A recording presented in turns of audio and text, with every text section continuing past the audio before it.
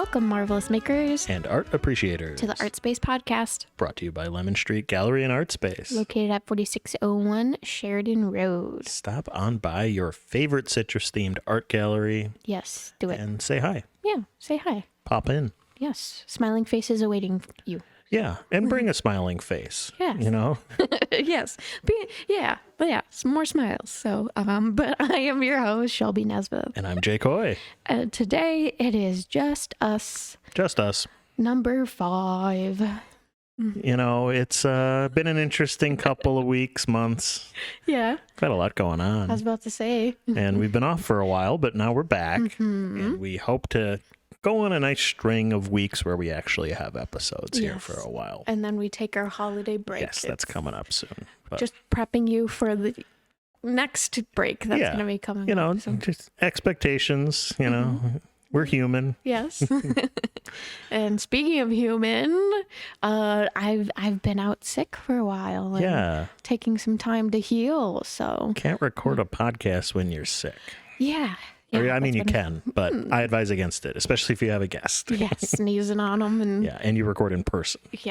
So, but yeah, I've been sick, and I got recently diagnosed with an autoimmune disease. So it's been medication for that, adjusting, little personal stuff. So that's been cool. I've well, not cool, but cool to have a diagnosis. You seemed excited when you told me about it. I mean, maybe excited is not the right term, but relieved. That's it. A bit of excitement for the relief of knowing what it was and everything. So, but I have Hashimoto's, and it triggered some hypothyroidism. So big words. Yes. So hopefully getting that resolved, and the medication process has just made me very, very, very tired. So that's been a little poopy for my energy to run so many things and do so many things. So fitting for your sweatshirt. Though. Yes. Tired and inspired, says my sweatshirt. So it's my favorite one. But the thyroid, is that in the throat area? Yes, it's like a little bow tie in your throat. Bow tie? Yeah. Oh, so I could tell people if I'm underdressed for something, I'll be like, I have a bow tie. It's called my thyroid. Yeah, internally. Google it. Yeah. Yeah, Google it. Why don't you look it up? So right now we're just chilling. Got a little bit of wine. Having fun, catching up. It's been a minute since we've just chatted. Yeah. So We've had a lot going on here in the gallery. You want to talk about the POS? Oh my gosh. We've been getting a new point of sale system here. And yeah, that stands for point of sale, not the other one. Yes. Well, maybe that too. I have moments where I'm really calling it the other thing. But yeah, having to do re-inventory everything. And so yeah, we're just gearing up for the holiday season and trying to streamline that process and bring our sales system into, well, it was in the 21st century before, but more updated, where we could do tap to pay and the 22nd century. Yes, so maybe not. Quicker transactions and whatnot. They're going to do transactions with their brain in the 22nd century. Snap your finger and it's mental math. Yeah. Or just send a credit card through a chip in our brains or something weird. Probably. So, who knows? But now we got a much better system. Yes, very excited for that. It's gonna run so much smoother, and got even like a barcode scanner and everything. So that's really fun. So yeah, we're just gearing up for the holiday season because we have artistry, of course. Artistry. Yes, at the gallery here. So it's a nice little giftable art show. If you need a stocking stuffer from a local handmade artist, it's a really good place to go. Or we've got some on the higher end, like about max we usually do for that show is 100. So you want a nice, really nice, expensive piece of jewelry that made by local hands, it'll be in there as well. So exactly. Crazy that Halloween and November are almost here.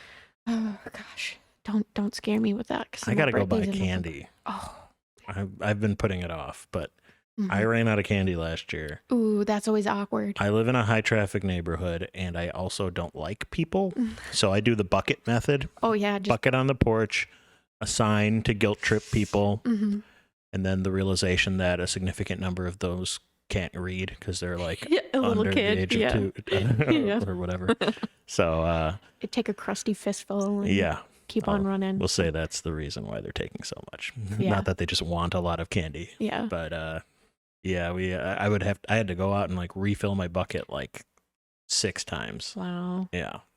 My mom, she came over last year for Halloween, made little goodie bags. Like everyone got a goodie bag with chocolates and toys and stuff. She would make goodie bags for our street and hand them out, and she just loved it. So she came and visited from Kentucky just to do trick-or-treating. So that's adorable. yeah, she's always about it.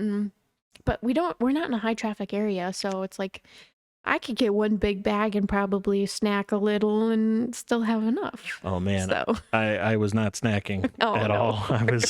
In fact, I was going, I thought there was a Hershey Kiss over here somewhere. Didn't I see a Jolly Rancher? Yeah, just throw in a couple of pennies, pat it out. Yeah, I was going to start giving out like Tide Pods. Oh my gosh. No, I don't have Tide Pods. Not that bougie. No.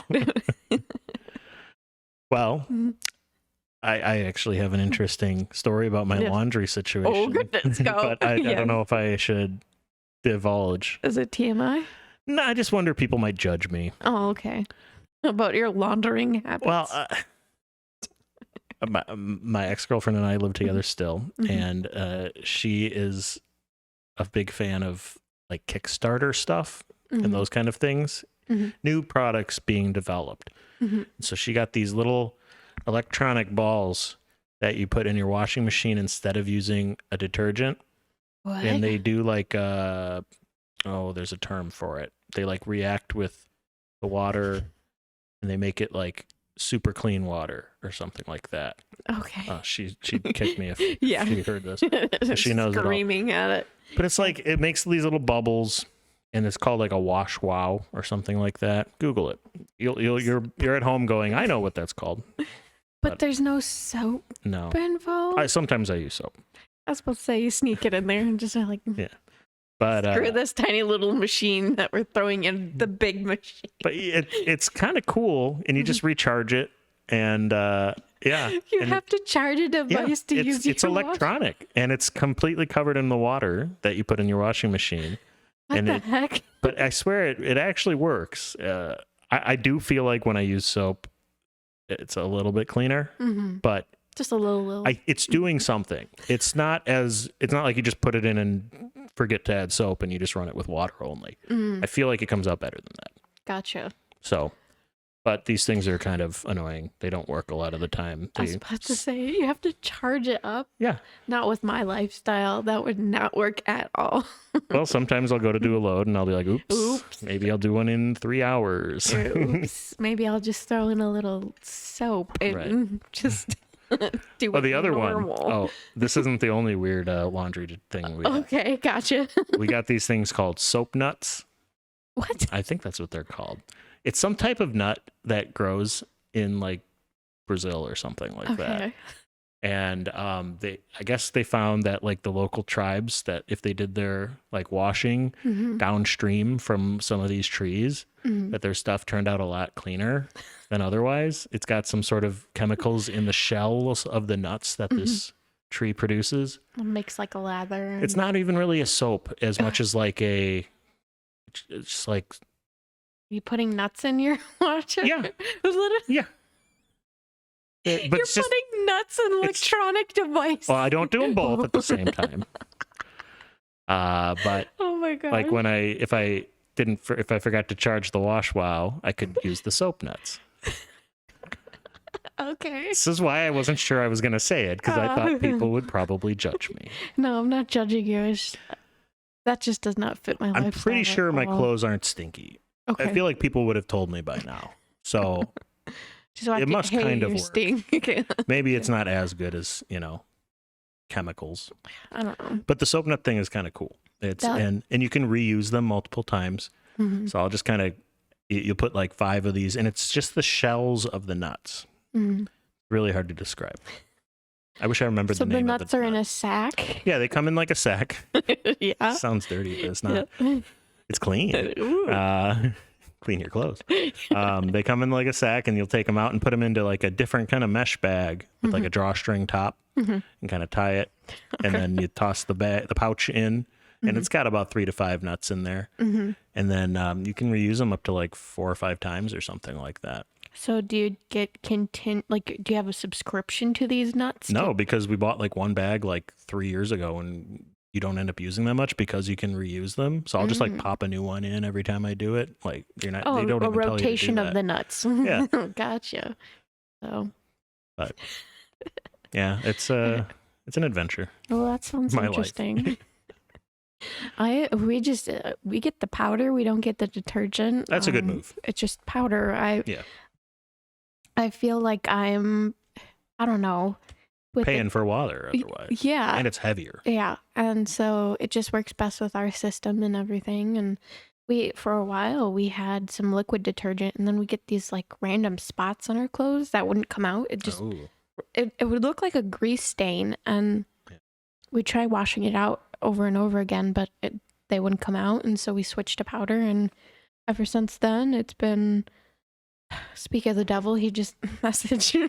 Oh, it was only a message, not a call like last time. Yeah, but he's got a new job. Yay. Way to go, Alex. Yay, goober. Yeah. He's also been doing some designing work lately. Yes. Speak of the goober. Let's change the subject off of my weird hygiene laundry habits. I guess it's not hygiene. Anyways, before I move on, tell me if my clothes stink. I want to know. Seriously. Yes. Everybody out there. I'm not just saying this to you, Shelby. Anyways, tell me if I stink. But Alex, yes, Alex. He, our recent past guest, him and I, well, mostly him. He helped me design a thing. Yeah, that's going to be available for purchase. Yeah, ooh, so vague. So we've talked over the years on this podcast now about my weather page, which I'm always hesitant to bring up because I'm not a big self-promoter. You're a weather guy. But Jake, makes sense. You have a weather page. Jake's Kenosha Area Weather page on Facebook. And I'm on Instagram too. It is celebrating its 10th anniversary. 10 years? Yeah. Whoa. Crazy, right? Yeah. And it was this past Monday, I believe, depending on when this came out. Yeah, the 23rd. Whoa. We celebrated our 10th anniversary. Sorry, it sounds like false excitement, but I've known about this for a while. Yeah, this is not a surprise to you. Yes. Because as celebration for that, I'm unveiling merch. Yay! T-shirts, sweatshirts. I've yet to see this. I've seen the final design, but like I haven't seen it on the shirt part yet. Oh, I and haven't that's either. Gonna be We're recording this pretty early, but it should be up by then. But that'll be exciting to see the full process and the full product. Yeah, so. it's I'm working with the lettering machine here in Kenosha, which also has Lemon Street materials. Yes. Merchandise. Yes. Other M word. Cool things that I have designed. So go get yourself one. So you can go, even if my page somehow isn't up already for my weather page. Hey, double dip, support both of it. Yeah. Buy some merch. Yeah. But yeah, you can go on the lettering machine. I'll probably have a link posted on my social media for my weather page. You can go on there and buy some merch. Believe it or not, I've had people over the years say, you should sell t-shirts, blah, blah, blah. And it's nice to have the support. Yeah, this is going to be I probably will do more designs in the future. I'm already thinking of a second one. Ooh. And, but yeah, this is the first one, and Alex is the one that designed it for me. So big shout out to Alex Braun. Braun. You're like, oh no. Is that right? It's Braun. Yeah. Yes. You said, sure. He gets mistaken for Brown all the time. I feel like that would be how you'd pronounce it in German. It is. Okay, but he doesn't. But here, yeah. Because we're not in Germany. Yeah. But it wasn't at his graduation they pronounced it brain. Oh, that's even worse. Yeah. So, and I made a joke when he was graduating. I was like, "Oh, brain over brawn." And he was like, "No, stop it." Oh, that's funny. But, so, I mean, it could be worse. That's all. Yeah. I mean, it's a common mistake with my last name's hard to pronounce. Oh. I found out I was pronouncing it wrong. Yeah, recently. I was about to say. I think I talked about that. Yeah. But yeah, so I'm excited. I'm not sure how it's gonna go. I don't know if anybody's gonna buy anything. I know I'm gonna buy some stuff. Hey. But and probably my mom. Yeah. And your wonderful patrons on Patreon. Well, hopefully, and I believe we're working on the details, but I'm hoping that by the time you're hearing this, it will have been worked out. But my patrons will probably be getting some sort of a perk for being a patron. Mm-hmm. I think a discount probably on the products. So, ooh, discount code. Yes, I think that's probably what we're gonna land on. Gotcha. So. Gotta give them something. Yeah. So as a special. thank you for their support. Aw, well, that's nice. But yeah, it's crazy. It's been a wild ride. I've been hesitant to do something like this because I'm not very vain, I guess. Oh. And to take on something like this too, there's a lot of moving parts. Yeah.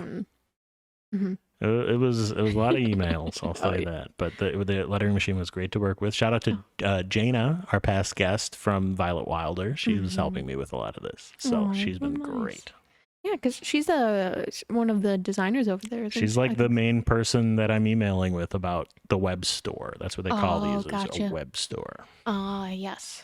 So go check them out. There's a whole lot of cool stuff on there too. There's a crazy amount of web stores they got over there. Yeah. And you might be surprised by what you find over there for local organizations and even not local stuff, but like just cool designs. And if you're part of a local organization that doesn't have one up there, reach out to them. They love getting involved with the community and helping out. So you too can have a web store. Yeah.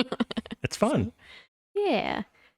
But support local and help out local. So yeah, cool.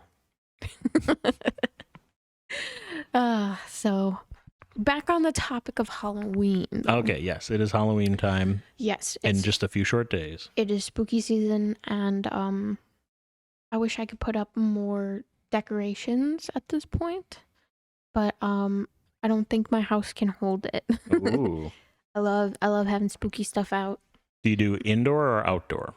Mainly indoor, but I've got like some cute little headstones outside that say like plot for rent or something, just like really funny stuff. Here lies joke. Yes. Something.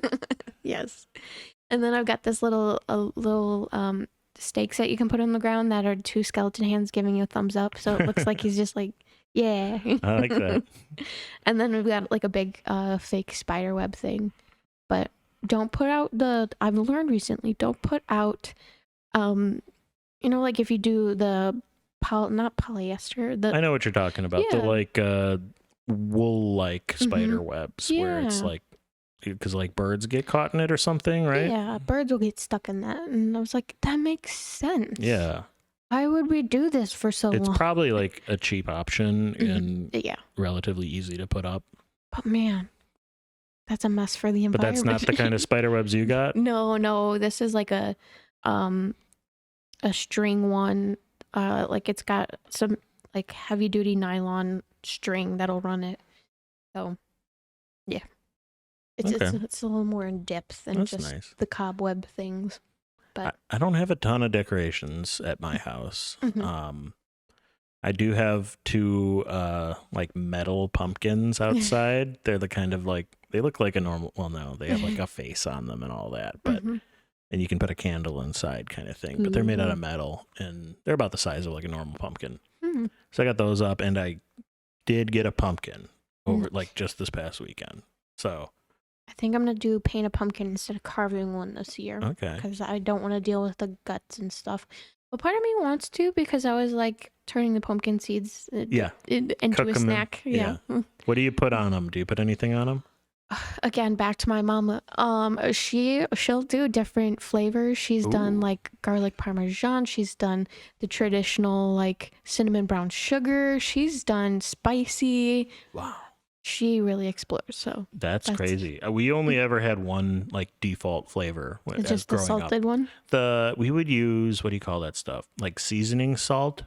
Like Lowry's seasoning salt. Yeah, like the generic like. Yeah, where it's not just salt. It's got like some paprika in it or something like that. Crushed pepper and little stuff. So that's always what the pumpkin seeds would have on it. That was some Lowry's on it. Yeah, and then you'd get them in your lunch for like a week after. Yeah. And you're like, I'm tired of this, Mom, and that's too damn bad. Kind of good though. Yeah, man, it's been years since I've had them. I've carved pumpkins in the last 5 years, but I never saved the seeds.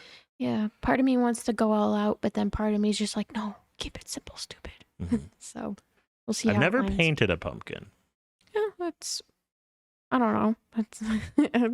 They'll last longer if you paint them. Sense. Yeah, because you're not cutting them open. So. I'm more of, I think the one that I have, I'm just gonna leave. I just like the plain old pumpkin. Mm-hmm. And then it can kind of be a Thanksgiving decoration too. Yep. We had these wooden pumpkins that were like kind of rectangular prism shaped with like a little like stick more coming angular, out. yeah. You kind of buy it at like a craft fair or something like that.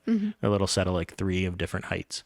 And yeah, we would always have the jack-o'-lantern face facing out, and then like come like November 1st we turn them around. Yeah, they're still like, it's still a fall decoration. yes, I've got a couple of those in the house too, where I'll just turn the wacky faces around and hey, it's still fall. Get another month out of it. Yeah, I don't have to pack them up, schlep them up to the attic or anything. So although before long I'll be putting up Christmas decorations. Oh yeah, because your place is crazy about it. I think we chatted about that one time because preference of holidays, but let's just say I live in an area where a lot of Christmas decorations are demanded of you. So there's an expectation, and I have not summoned the courage to go against that. And I kind of like it. It's sort of fun. I'd say more annoying than fun. I guess for me personally. It depends how intense the setup is. Like if you just throw some like little blow up things in the yard that just pop up by themselves or something, that's very hands off. This will be my 3rd year in that house, and the first year was the hardest. Oh yeah. But I have some in certain spots that I have left up year round. Gotcha. And they worked last year. I'm hoping they still work this year, but they don't look super trashy because I like splurged and got the like small LED lights. Oh. And I got them so that they like matched the house color because it's on like the trim, and I bought like the white kind instead of the green string, you know. Oh, gotcha. So I leave the 2 hardest to reach to 2 highest strands. I leave them up and don't take them down. I mean, that makes sense. I mean, you can flip on lights whenever you want. But I still got like 6-7 strands that I got to put up. Ooh. And then we have the deer. Ooh. We got these like wicker deer. And we've got like 2 sets now. Oh boy. Well, one's like a moose and a baby moose. Oh. And it's like more white, like wicker, and the other one is more brown wicker. But at night you can't tell because they're both lighted. Oh yeah. And they don't move; they're just there. I don't do any outside Christmas. I don't have the guts, the gall, the gumption to do all of that setup. I probably wouldn't if I didn't really kind of have to. But like Alex has to beg me to put up the Christmas tree because I'm just like, it's only up for like a couple of months. With Halloween, is at least like we get 2 months out of it because I flip the pumpkins around, and it's just like, but I want to see the tree up. And we didn't do a tree last year. Oh wow! Well, the way I would tell people is, I got to do all this work outside. I don't really have the time to do it inside. And we don't have kids or anything. And we don't have a lot of house guests over, so it was just like. I go to my mom's house a lot, and she had a tree. Oh, so yeah, you could supplement it. My office has a tree. Oh, yeah. You've got enough tree contact. Yeah, you're fine. I'm good. I don't feel lacking. No, gotcha. And I'm a fan of Christmas. I'm not a super fan like some people, but I'm a fan. Oh, yeah. And Alex, I love you. Love you, little goober. Every year we have the argument of real versus fake, and I'm like, I'm not going to deal with the needles on the floor and like Stan eating them, my dog eating them. We're not going to deal with all of that. Let's just do a fake one. I've never had a real tree. I have a couple of times, and it's pretty painful to step on one of those suckers on the needles. Yeah. Especially if you have carpet, you're not getting it out for at least another month. Yeah. So no bueno.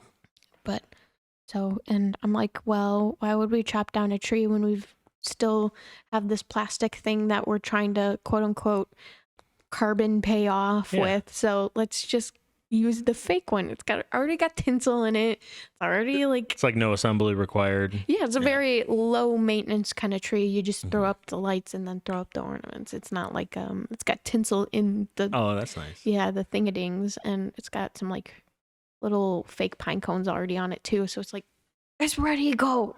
Why do we need to chop down a tree?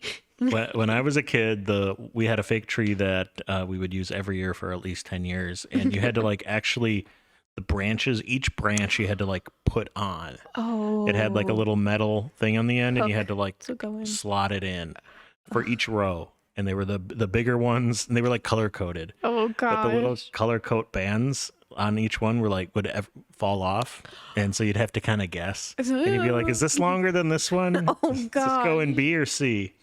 And it was kind of a whole process. But honestly, I look back on it as like that was very fun and nostalgic, a fun memory. Problem solving, like, assembling the Christmas tree. I guess that's not a thing most people do.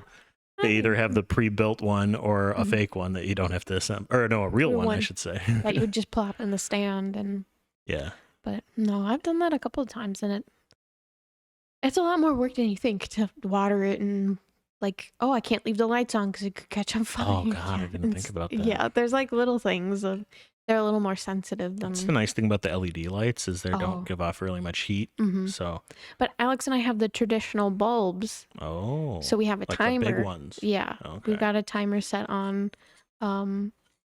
our the light thing. We have a timer on that, so we don't have to worry about them melting the tree or anything. So last year I had about 3 timers for my outdoor lights. Oh, I'd imagine. And my house does not have a lot of outdoor outlets. So there were several that I had to like work through the windows and like, yeah, it's not ideal. Let me just say I'm glad Christmas doesn't go all the way through January and February because my heating bill would not have liked that. Oh. But yeah, it was quite a setup, and now it's coming up again. But it's your favorite holiday. Probably. It's weird to think. Like, I definitely used to be more into it. As a kid. Yeah. But I don't know if I've just become jaded, but I don't got that holiday spirit anymore, and it sucks. Yeah. I was just like, gotta force it out of me. It got knocked down a big peg for me when I worked at the mall. Ooh. The outlet mall. Because they start playing the Christmas music on the day after Halloween. No. And all the way through January. And it's not good Christmas music. Like, no offense, I'm sure some people like that. Mariah Carey. Yeah, there's a lot of that kind of stuff. The pop stuff. And now I kind of have an appreciation for that one specific song. But yeah, it's just, I don't know. And yeah, just people it's just so busy when you're working retail during the holidays. And everybody's in a mood and a rush, and they didn't get this deal right and all that kind of stuff. So. Ugh. No, thank you. And I love when people come into the gallery because like they realize that, oh, this is small and like handmade and special. Yeah. So they kind of like turn that switch off when they come in here for the holiday season, and it's a really special time. It's like a whole different experience compared to like regular mall shopping or something. Yeah. So like people understand that, oh, it's a small shop and they're all handmade, so this is really cool. And the monetary kind of set value also kind of carries different during this time too. So it's very important to our local makers and everything for the holiday season. So if you have a chance to support local makers, either through like a show or just stopping in and choosing handmade over store-bought stuff, or even choosing experiences over an item. True. That'll cut down on a lot of clutter. I've heard that a lot of people are starting to move towards that. So we've got classes if you wanna add an experience as a gift. I've done that myself. I have as well. It's wonderful because you get to lock in some quality time with family and be like, hey, we're going to do an a la carte. It's here on this gift certificate. You book it. You tell me when, and we'll have some family time. So it's really nice. Great idea. Yeah, and we will talk more about the wonderful things that are going on and happening in our lives when we come back from this break from our sponsor. And we are back from that break. Yeah, hi, hello, how are you? I'm good. I'm good too. Awesome. I'm on my second glass of wine. Yes, we're both on our second little glass. They're little, though, I will say. They're little plastic, like, fake champagne glasses, kind of. Yeah, they are tiny. We're just shy of half a bottle through, I'd say. So we're doing good. Yeah, so. We're on track for some good conversation. Yeah, can't hurt, right? Yeah, no. We're trying to relax with you, blow off some steam. Chit chat. Plenty of steam to blow. Oh, yes. We're busy people with some busy things going on. My head is steamy. But either way, so the Port of Fear Film Festival, we haven't chit-chatted about that. That was pretty recently. Yeah. As of when we're recording this, definitely. Yes, definitely. I can't remember what day we said this was going out, but either way, we could talk about it. We could do a little recap. There are past guests. We had them on the show. David and... my brain. Oh my gosh. Now I feel like a jerk. Oh no. Jeanette? Yes, Jeanette. Yes. Okay. I promise I didn't have to look that up. It came to me. Yes, it did come to us. It was Jeanette. I know too many of them. That's why my brain was like, is it? The only reason it's tricky is because like we just labeled them in our stuff as Port of Fear. So I didn't like see their name a million times like I would with a different guest. So yes. Sorry. We love you all and we appreciate you. Yes. But good to backtrack on that. Great people. Yes. And we had them on the show and they had a lot of other PR ahead of their, like they were on like, my goodness, I think Channel 4 or Channel 12, one of the Milwaukee stations. They ran the circuit. Yeah. All promotional types. Like they said, yes, we will talk about this whenever we get a chance to. And I appreciate that energy and that like enthusiasm for it. So it seems like it was a big success. Yes. Yeah. I was there. Lemon Street had a booth there and it was fantastic. Got a lot of questions, a lot of information. We had some art that was out there. Picked some pieces that were a little spooky, a little fit the season, and some kind of moody pieces. So like a monochromatic landscape that was like all dark blues by Larry Lem. Yes. So, and that had a really intense like crashing wave from a photo of Brian Wolf, and that was like, imagine if you were in that wave, and it was really kind of spooky and scary that way. So yeah, I had a couple pieces out there and it was really nice. So people bought some artwork and were supporting local makers and local filmmakers as well. So true. And the weather was great that weekend. Yes. I had to buy a hat though. It was a little windy down there. It's always windy down there. Yeah. They have no buffer of a tree or at all down there. It's like bam. Well, they used to. Well, yes. Do you know we don't about have this? to get into that. Yes. We can. We have time for that. I guess. I mean, if you know more about it than I do, go. I might know a thing or two about local weather. Yeah. I'm trying to think of anybody else that would be more of an expert on Kenosha weather than me. Go for it. Well, in what year would this have been? I know they removed a lot of trees over there. Well, maybe there were other removals, but the big thing I'm thinking of is there was this big windstorm that happened out over Lake Michigan that blew in from the east, and it was right before 4th of July. I want to say this would have been about 2013. Was I still in college? 2012, somewhere around there. Okay. And it was crazy. It was downed all these big old trees along the lakeshore, especially because it came right in off of Lake Michigan. And I wasn't in the area at the time. I was in Gurnee. Oh. So I could kind of see it, but it wasn't the same. And I was so mad because I'm like, this was such a cool event. I think what happened was there was like an actual supercell over Lake Michigan, like in the center of Lake Michigan that kind of just went right south, like due south, straight through the middle of the lake, and it's a very unusual track for it to make. Okay. And I know this from looking at radar after the event.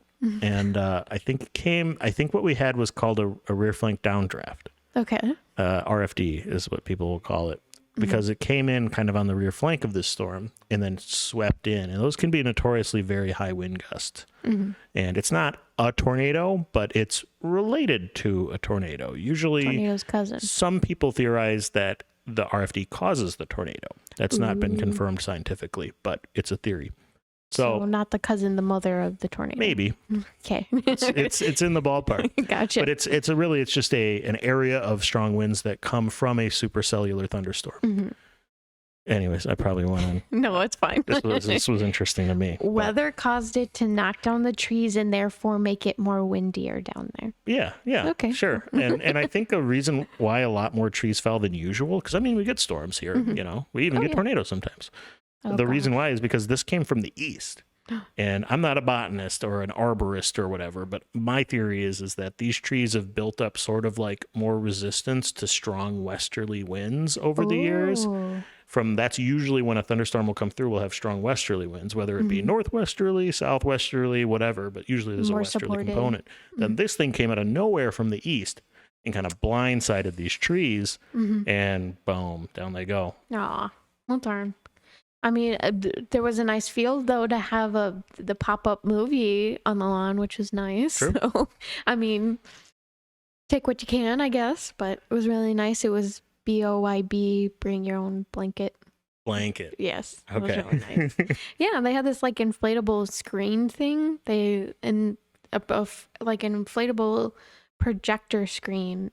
And then, they just projected the movie on there, and you were hearing screaming as you're vending in the dark. I was going to say, you didn't get a chance to watch the movie, did you? I didn't get to see any of the films, but I think next year I'm going to really try and schedule to see the films and have someone else watch the booth. So, there you go. Yeah, figure it out. But they had so many vendors, food vendors. It was fabulous. And the spooky market was there. Yes. And I had boba both days, and that was good enough for me. Boba both days? Yes, I had boba both days. That's a fun thing to say. Yes. So, gave myself a treat both days for being there, and it was a good time. I think I've had boba. You think you've had boba? You don't know if you've had boba. Okay, dumb question. Here, educate Jake. Yes. It's the little balls, right? Yes, it's the tapioca pearl. Okay, yeah. Oh, sorry, tapioca pearls. It's the little balls. Little balls in your drink. Yes. And you got to have one of those real big straws. You have to have a specific straw for boba. I'm pretty sure I've had it at least once, maybe twice, but it's not a common thing for me. Gotcha. I like it. Oh, I love it. Love it. They call it like a boba tea, right? Yes. But is it really tea, or is it that's just what people call it? Well, you can get some as teas that are just kind of more, that are tea and cream and stuff and milk and stuff, or milk tea is kind of how they call it. Tea. Or there's ones where you can just get like, they're more as like a coffee. They're more like a latte. So yeah, they've got a range, and then they've got like popping boba. So it'll like, you can have like the base of the drink being like mango, but then the popping boba is, say, something like peach. So when you eat the boba, it's like a little gusher. It'll just like pop, and it'll get like peach flavor. It's like a thinner than usual, or? Yes, it's not as chewy for the popping boba. I thought you were going to say it was like Pop Rocks or something. No. I mean, that'd be pretty cool. Pop Rock boba. Yes, someone do it. Trademark. There decoy. you go. So yeah, boba was nice, and I used to be a big tea guy. Really? Sorry, I'm changing the subject. No, I'm just thinking about it. I'm trying to get Alex into tea right now too, and trying to make him a hot beverage person. Oh, he doesn't do hot beverage at all? No, and I don't really either, but like he's all energy drinks hopped up all the time, so I'm trying to like wean him down and just like, hey, I know you don't like coffee, but there is tea and there's matcha, and it's like better for you than Monster. Yeah, and you're not gonna have a heart attack by like 30 from chugging Monsters left and right. So don't get me wrong, I love a Monster. It's a soft spot for me, but I try not to because I know they're not good for you. Sparingly. Or if I do, I have the like 0 calorie one. Yeah, I'm trying to wean him off of that level of caffeine to. Yeah, the caffeine. Oh, yeah. That I am fully like addicted, I guess.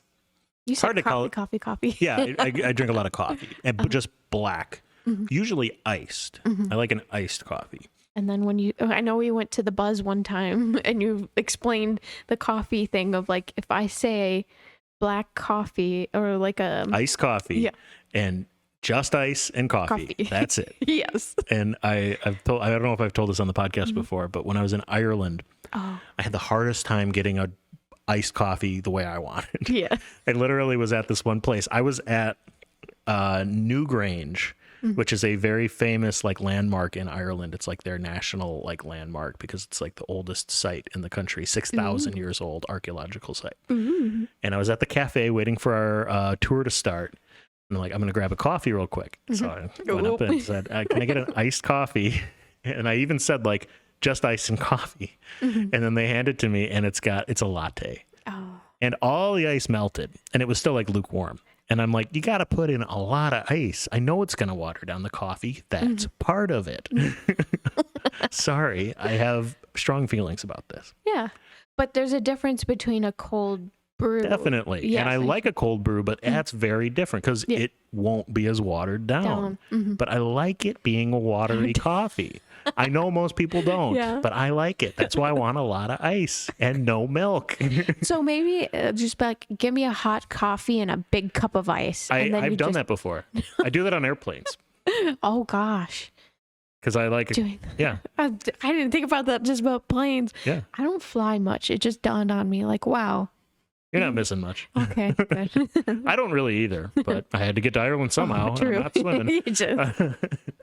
So I'm just gonna drive there. But yeah, I'll often just say, I'll just have a coffee and can I get a cup of ice? And oh gosh. it's usually not quite enough ice, but it's fine. I'm not gonna complain. Just give me a big fat cup of ice. Yeah. Oh gosh. Where was I going? Oh, tea. You're trying to get Alex into tea? Yes, I'm trying to get him into tea and matcha and stuff just to wean him off the monsters and the Matcha confuses me. Why? It's tea, but it's like you don't steep it. You just put it in. Okay. It's a powder. And you whisk it in with either I think you whisk it in with water to get it base, and then you add the milk, I think is how you do it. I've never made it myself. I always go to like a coffee shop or something and get a matcha latte. Or if I have tea at home, it's usually steeped in a bag, but I just want him to adventure and just be like, we can go to a coffee shop together and you don't have to like just suffer. Say, I'll have water. Yeah. Or just like, I'll take a soda. Like, you're in a coffee shop, dude. Like, I'm trying to have him adventure a little. So that's good. I've had many phases of tea fan over the years. And my personality, when I nerd out about something, I really nerd out. Oh yeah. And I really nerded out about tea for a while. Like I had a Japanese style cast iron teapot that you would preheat with hot water before you put the water for the tea in, and you pour out the first steeping. Yeah, the steep isn't the best. And you pour out the first one and the second one, and then you drink it through, I think, the seventh one. And they call that the agony of the leaves. And yeah, I would use like full leaf tea. Oh my gosh. And you get like, where they like pressed, they come in either like loose leaf, but then they've got like pressed discs of it. So you'd break off a part of the disc. Oh my gosh. I know. I used to be really into tea and the whole process. And even I was thinking about getting into matcha at some point and getting like a whisk and then properly like blooming the whisk and the whole process of that. And it was so crazy, but I was watching a video about like differences between America and England or something like that. And one of them is like, nobody here has electric kettles. Like they just, if you make a pot of tea, they'll either just like grab a cup of water, put it in the microwave and then to put a bag in it. Or they'll have an old fashioned like teapot that goes on a stove. You turn on the gas burner, wait till it whistles, that kind of thing. And they were like, get an electric kettle. That's like what everybody in Europe does. and I'm like, I have one. I've had one for years because I was crazy about tea, and I use it all the time for non-tea. Like I'll make my ramen noodles that way and stuff. Yeah, make ramen. But we actually have one here at the gallery. But thanks to Lynn for giving us that and her obsession with Britain and whatnot. Oh yeah. So, yeah, I think that kind of led into. But she gave us the tea kettle, and we don't even use it here. So I use mine all the time. I have two. I have one that I keep at my office and one that I have at my house. And I use both of them very regularly. I need access to hot water at all times. And one of them, the better one of the two that is at my house, it has different temperature settings. Ooh. And that's very important for different types of tea you do at different temperatures. A green tea won't be brewed at the same temperature as a black tea and that kind of stuff. Or an oolong. Yes. You know. So I've got a special, it's like a ninja coffee brewer that does coffee and teas. So literally I just hit a setting for whatever type of tea I have, and it'll either brew a whole carafe or just a cup. That's nice. Yeah, I really like it. It's nice. It's very scalable. Like if I have my mom over and we're doing coffee in the morning, I'm going to make a carafe. I'm not going to do like single cups and stuff. So I love that. I have a type of tea that I'm not allowed to make anymore. Oh no, what is it? It's called Lapsang Souchong. What is it? It's Explain. My ex would call it bacon tea. Oh. It's smoked. They smoke the tea leaves. Okay. It's like I think it's Chinese. Maybe Taiwanese. Yeah, anyways, Asian. Smells like but bacon. it's a traditional thing. And because of the smoking, it kind of smells like bacon. And I love it. But it would stink up the whole house when you make a pot. Oh, gosh. And then she's like, don't make that anymore. So I got old leaves still. I've got so many old tea leaves. I probably should throw them away. But you can make art out of them. Art? Yeah. You can dye paper and that's true. different stuff. So. And I think they don't go bad. They just lose their potency. Yeah. So you won't get quite as flavorful as a pot. Mm-hmm. And I remember it just brought me back to my tea phase too, of like you would have little tea pets. And and you'd pour that first one over, you'd give it to your little like tea pet. Yeah, I never got one of those, but I've heard of it. I've seen it. Mm-hmm. And a traditional like tea set and everything. Mm-hmm. We're getting into a weird tangent, guys. This isn't bad. I know. We got to talk about something.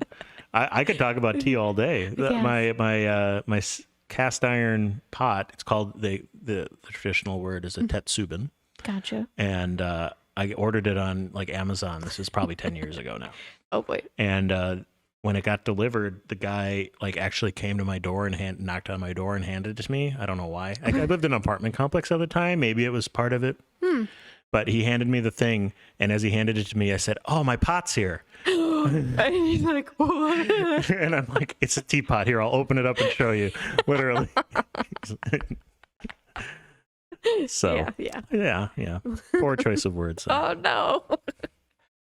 I mean, yeah, don't do that through the mail, kids. Yeah, don't do that. That is a crime. And then my roommate at the time, this is in college, so I don't know the guy anymore. But like it was this. Was it the boots guy? No, different bad roommate. Okay, gotcha. That's a long story from a couple episodes ago. I hope you guys remember that. Dig in the archives for that. You won't regret it. Yeah, that's a good story. But no, this was a different guy, and I had this fancy teapot. It wasn't crazy expensive or anything. It was crazy heavy because it's cast iron. But you're not supposed to put that on a burner. You're supposed to heat up your tea, your water in an electric kettle, pour it in, and then it brews inside of that. The cast iron makes it brew more evenly or something. But he would put it on a burner, and the bottom of it got all like discolored scorched because up of and it. everything. Yeah, it still works, but yeah. Anyways, now we can get off of tea. We can get off of tea as we finish up our wine here. I've had more tea in my life than wine. Definitely. Probably if you even beer. If you put beer and wine together, I've had more tea. Oh yeah, definitely more tea in my life because my mom growing up, we'd always just have like an unsweetened tea in the house. Yeah. Love you, Mom, but it was part of diet culture and everything that I'm learning to work with, and that like it's okay to drink your calories, but growing up it was just like, oh, we've got unsweetened tea, and it's just right there, like it's a little bit of flavor to instead of water. Yeah. So working on that, but everything we always had it on hand, so I was like chugging tea left and right. Well, now do you add like milk to your tea or anything like that? No, I've never been a big milk tea person unless I'm having boba. Like, boba, yeah, that's specifically kind of its own thing. Yeah, and I really love like taro milk teas. Those are just so good, and like they're slightly cinnamony, and it's just I love it. So good. I got into a little bit of a fad. This is kind of embarrassing. Go for it. I was into Downton Abbey. Oh no! When I was in college, this was like 10 years ago. And I was about to say when you were in meteorology school. Yes. Oh my God! Studying weather patterns and watching Downton Abbey. Yes, and drinking tea. I love that. I also got into this weird sleep pattern. So I've always had bad sleep patterns. I love staying up late and have a hard time waking up in the morning. Very much a night owl. My whole life. But one time when I was in college, that wrapped around. Like I started like going to bed at like 7 p.m. and like waking up at like 2 a.m. Oh. It was weird. I don't know how it happened. It was 3 weeks of my life, it's never happened again. Gotcha. But I got into that pattern. And college does weird things to you, though, I will say. I don't know how I managed to do that, but like I would basically get done with my classes and go straight to bed. Oh my God. And then wake up at 2 a.m. I watched the sunrise every morning for 3 weeks. It was kind of great. I was about to say, that sounds fantastic. But what I would do in the morning, because that was my free time, is 3 a.m. I would go put on a pot of tea and watch Downton Abbey and drink it with the milk in it, because that's like more of the Britishy thing. And that's when I learned you don't do it if it's like a Bergamot tea, you know, or Earl Grey would be a Bergamot tea. You only do lemon to that. You don't add milk. But if it's like an English breakfast, you'd add milk to that. So that's the only time I would have milk tea. That is crazy. And I remember college having those sleep schedules. Again, Alex would do this thing where he'd just stay up. If his sleep schedule was just ruined, he would say, "Oh, you've got to reset it. You stay up for 24 hours and you reset it." And he had me do that once because, like, again, it was very skewed, being late in the studio working and everything. And it's always nice to work alone in the studio because you don't have to worry about like, oh, am I taking someone else's tools or whatever. And it was just nice to be alone in there to work on your stuff. And so being in there late at night was my preference, but it got to a point where I was there a little too late, too often. The guy that would call in the parking, like, I'm here to call in my car, I'm staying overnight. It got too regular to where he knew our cars and everything. And I'd just be like, "Hey, Fred, yeah, I'm staying the night again." And it just get bumped and bumped. But so I told him, I was like, I need to do a reset or something. I did it with him one time and that was awful. I'm never staying up for 24 hours ever again. That's your only all-nighter? Yes. Okay. Yes. And because I mean, I'd have like small amounts of sleep where I'd at least get maybe 3 or 4, whatever. But I've never done a full 24 hours. That was torture. Yeah. And it got to a point where it was 6 a.m. and I just like almost started crying because I'm just like, I want to go to bed. Like, why are we staying up? He's like, well, you just have to reset. And that's how he always said it was. Hey, makes sense to me. Reset. I've done many all-nighters. Well, maybe not that many. Definitely multiple. Yeah, I've done late nights, but late nights, but I think my record is 38 hours one time. Like I almost did a double all-nighter. I was gonna do it just so I could say I did it, but then I'm like, no, I'm not gonna make it. You can't like operate. My brain just goes to mush even more than normal. I think maybe all of my all-nighters, if not most of my all-nighters, were exclusively because of one class I took in college. And that was computer programming. Ew. And that was not my strong suit. I wish it was. Oh man, I wish I was good at computer programming. But I'm not. And computer stuff. I had to take it for my major. And there were these big projects we'd have to do. I think like 3 or 4 big projects. Every single one, I would wait until the last minute, kind of, and stay up all night the night before to have finished my programming project. And I did it like 4 times that semester. Oh my God. Every time I'm like, well, it's another all-nighter because I got project number 3. Oh, gosh. And I passed the class, barely. But And we had a rule, too, of just like it would reach a certain time point, I think at like 3 a.m. Within like our friend group, we'd rule out power tools or like any wood tools. Like you cannot use. Oh yeah. Like yes, you might be here all night working on stuff, but like you're not going to be using the bandsaw at 3 a.m. No, like no. you're not okay. You can wait in the morning. You're not going to use the bandsaw at 3 a.m. Oh man. So. Yeah, no, I never had to worry about deadly tools in my schooling. Yeah. And actually we had someone, they nicked their pinky in my woodworking class. And that was like a whoa moment. And he saw it and he almost passed out. Like he immediately just face went flush and just like grabbed it. And it was just like, So, yeah. Oh, I know the scariest thing I ever had to do for my school, for my college. Yeah. Storm chase? Well, no, because that wasn't part of the curriculum. In fact, they discouraged it. Yes, I did it, but that wasn't like for school. We'll get into that later. I saw a video about stuff, but we'll talk about that. Okay. Yes. I mean, we can go into it now. I was about to say, I saw a video of storm chasing stuff where they were in a little like Toyota Corolla and they're storm chasing and it's like, what do you... Was it me? That might have been me. Was it from 10 years ago? No, it wasn't, but it was just like, people have a built-up thing about it being like everybody has a tank that they take out there and it's all very professional. It's not. Like, you're mostly in your friend Joe's car. Yeah. And it's a Toyota Corolla. Like, at least a truck or something. Yeah. I thought at least like have a little bit more weight to your vehicle. But I storm chase in my Plymouth Neon, 1998 Plymouth Neon with the espresso detailing on the side. I chased in that car. I chased in my Rondo. Oh my God. Yeah. But their car got flipped and everything, and it was a whole thing in the video. And I'm like, again, I didn't really picture it in a Toyota Corolla, so that was weird. Well, ideally, moment. when you're storm chasing, you can have an extremely successful chase and not have a drop of rain or feel a gust of wind on your car. It's not about getting into the bad weather. I guess it's about seeing and documenting and tracking it, which you can do. It's hard to do sometimes, but you can do without encountering the bad weather. Gotcha. So it's not inherent. Well, it is inherently dangerous, but it's not. Doesn't have to be. You can have a great chase and not have any worry. Mm-hmm.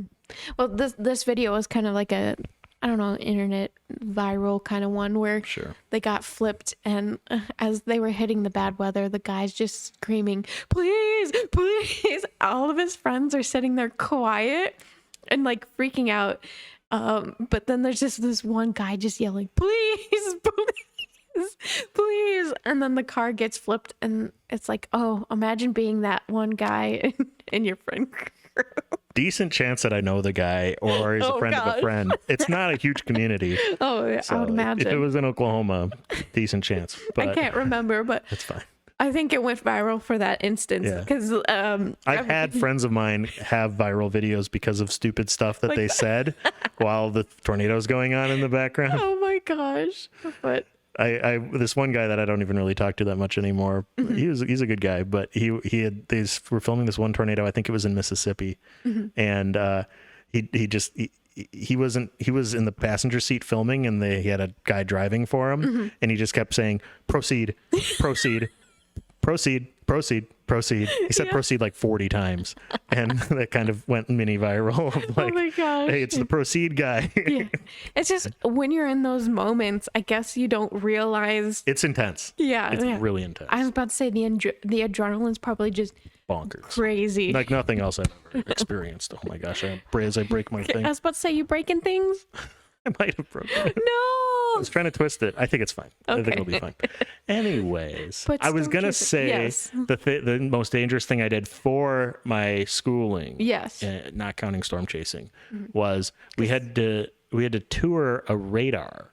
Okay. A weather radar. And they had one on campus that was sort of like a research one that wasn't in operation for, not for the exclusive use of like field trips basically, but that's what we used it for. And that thing was so scary. I didn't going into that day. I thought, oh, this is gonna be fun. I love radar. I love weather stuff. I'm a nerd. I would love to tour a radar. So let's see the thing. Yeah. The actual. So these, if you don't know, there's basically a radar is just a satellite dish, but they usually house them within these kind of like golf ball shaped balls that you see on top of like scaffolding. So it almost looks like a water tower. Oh, okay. But it's elevated because you need it to be higher up in order to penetrate the atmosphere with the beam that it's sending out. But inside it's just basically a giant satellite dish because it's sending out beams. So beams. But in order to tour it and see the dish, you have to climb up that scaffolding. And it was very precarious. Like these are like bars and you could see through everything. And I don't usually have a fear of heights. I've been to the Grand Canyon. I stood right on the edge, and even though they tell you not to. Yeah. And it was kind of scary, but thrilling more than anything. This was scary because it was swaying. It was rickety. I'm a bigger guy, and I could see right down to the ground. And I was just afraid that like I was going to slip through or something like that. There were big enough gaps in the metal where I'm like, to say with the bar style, they're probably not like a flat bar. It's a rounded like step, which that's so much scarier. I don't know why it hit me, but I don't think everybody else was as freaked out as I was somewhere, but it was scary. That was the most dangerous thing I did for my schooling. Going into on top of a high building. A radar. So a radar. Yeah. Yeah, mine was just woodworking equipment. Honestly, Like, probably more dangerous. yeah. Because I was fine.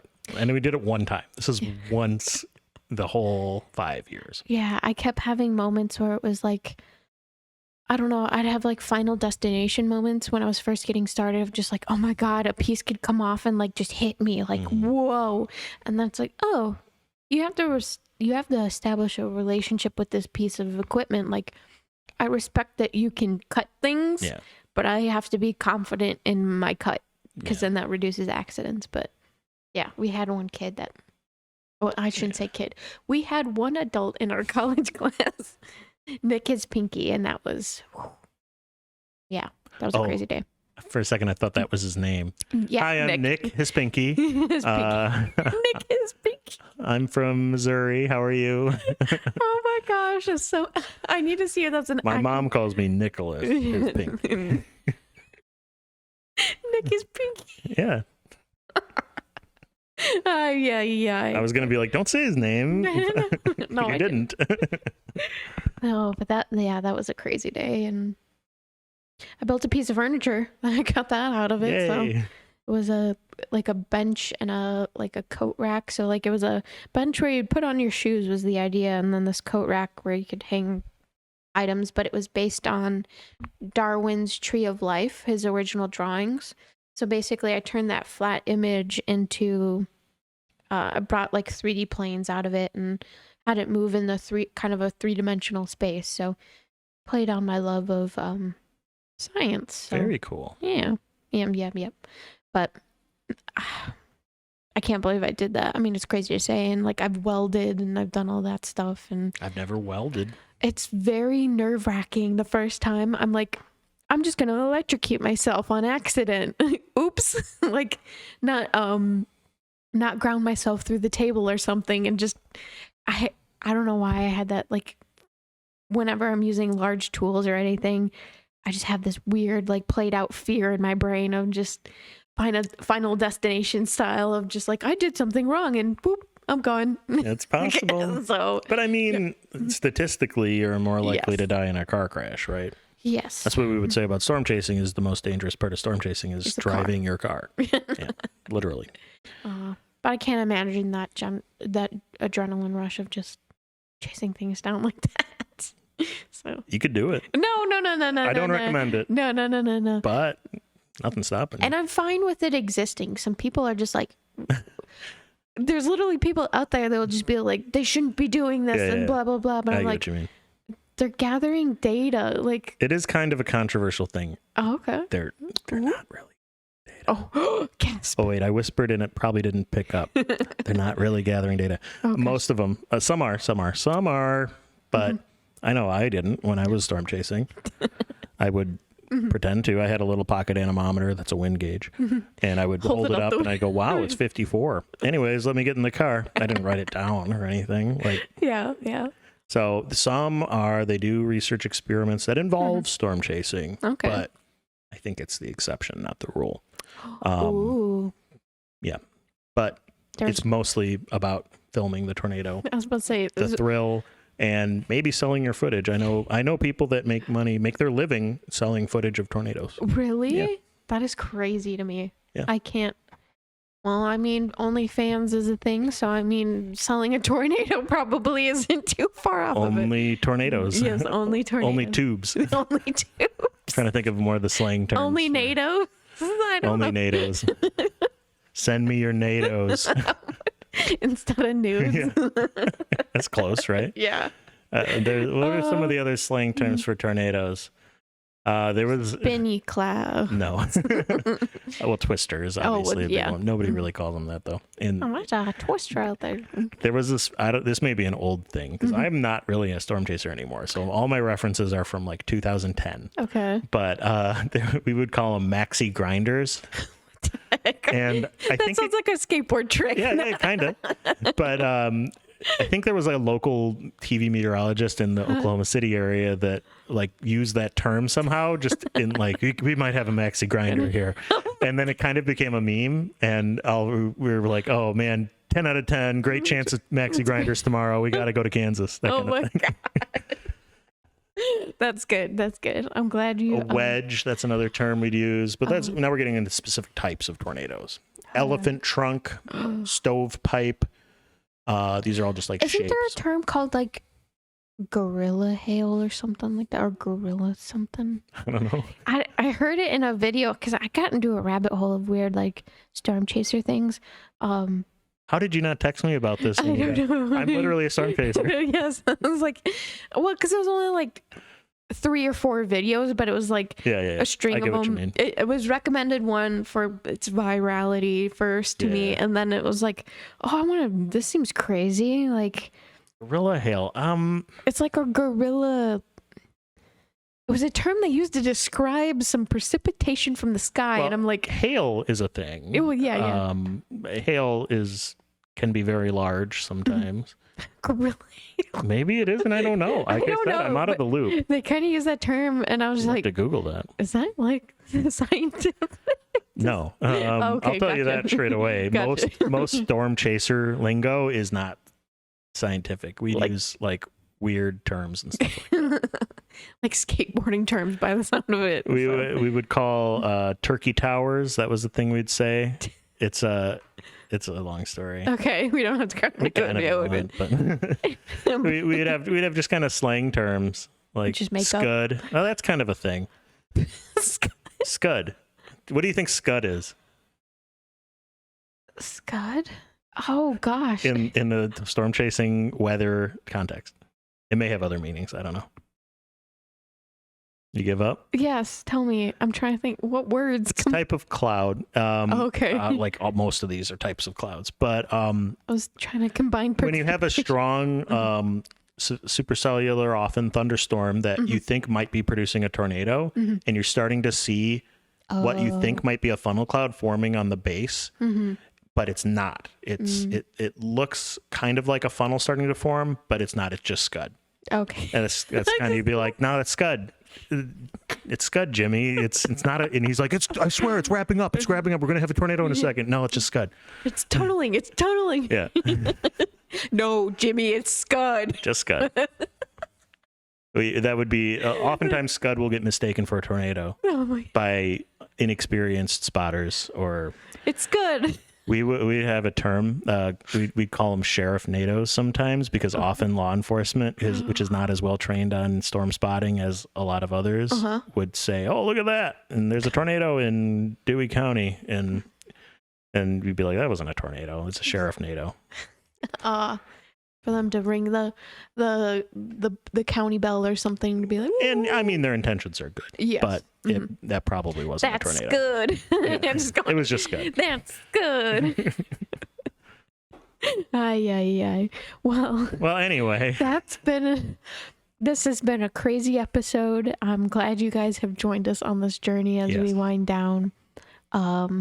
But yeah, I really enjoyed coming back and chit-chatting, talking about Scud. Yeah, you're going to use that now. Scud and tea and... Oh gosh. We talked about tea for so long. Oh my gosh. Oops. I had more to say about tea than storm chasing. And Scud. That's my new favorite word. I don't know why. It's just that delivery is... It's good. I mean, I wouldn't always say it like I would, that. true. But either way. After this is done, I'm going to show Shelby a photo of Scud so she can understand. I get to see Scud. You at home can just Google it. Yes. Scud cloud. But either way, we want to say thank you for joining us and for coming along with us on this journey as we're back into our rotation, getting into swing of things again before we take our big holiday break. We're going to have a good run of guests here in the next couple weeks. So tune in, connect with us on social media. Yes. Comment, like, subscribe, participate. That's what you got to do. Feedback. We want to thank our sponsor, Joseph from Draw Joseph. Thank you, Joseph. We want to thank Would You Kindly for doing our theme song. We want to thank you, the listener, for listening. Yeah. And as always, you can find us wherever you get your podcasts, Apple Podcasts, Spotify, Google Podcasts. And you can also interact with us on Facebook, the ArtSpace podcast, and our wonderful group, the Marvelous Makers and the Art Appreciators. And it's a great way to stay in the loop about local art stuff and other events going on. So see you over there. Bunch of cool guys. Yeah, come say hi. Yeah. And then you can find us on Instagram at the ArtSpace Pod. And yeah, I think that about wraps it up for this crazy episode. And we'll see you in the next one. Bye. Bye. Depression, addiction, the thrill that you seek. Our restlessness cages the fire we need. We're here.